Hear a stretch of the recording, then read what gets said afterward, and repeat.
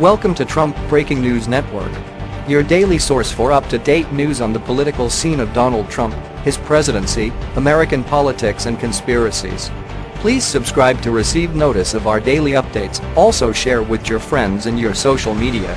We encourage you to like our videos and give your comments. This is TBNN. Viral. Trump just posted a hilarious comparison of his nuclear button to KJ use. After North Korean dictator Kim Jong Un threatened the United States again during a speech televised on New Year's Day, warning that his nuclear button is always on the desk of my office, President Donald Trump struck back in a way former President Barack Obama never would have. North Korean leader Kim Jong Un just stated that the nuclear button is on his desk at all times, Trump cheekily tweeted. Will someone from his depleted and food-starved regime please inform him that I too have a nuclear button, but it is a much bigger and more powerful one than his, and my button works. He added. Look, and laugh. That's an example of saber rattling, an ancient tradition in which a military leader displays his might, or saber, in a way meant to bewilder, or rattle, his opponent and remind him who's really boss. It was basically Trump talking smack to Kim in response to Kim having first talked smack to him. The entire United States is within range of our nuclear weapons, a nuclear button is always on my desk, Kim had said during an annual address on New Year's Day, according to NBC News. This is reality, not a threat.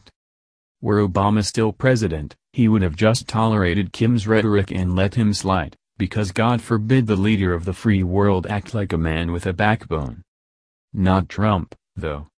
When anyone tries to hit either him or the country he leads, he always strikes back, because he understands a simple rule most people learned in high school: you never back down from bullies. Of course, the fake news media never learned this lesson, which is why, after Trump posted his tweet, they lost their minds. Take CNN senior media correspondent, Brian Stelter, who dedicated the majority of his Tuesday evening newsletter to accusing Trump of issuing threats of nuclear war and questioning his fitness for office. There's a word for this. Madness. This is madness. We're once again confronted by questions about the president's fitness.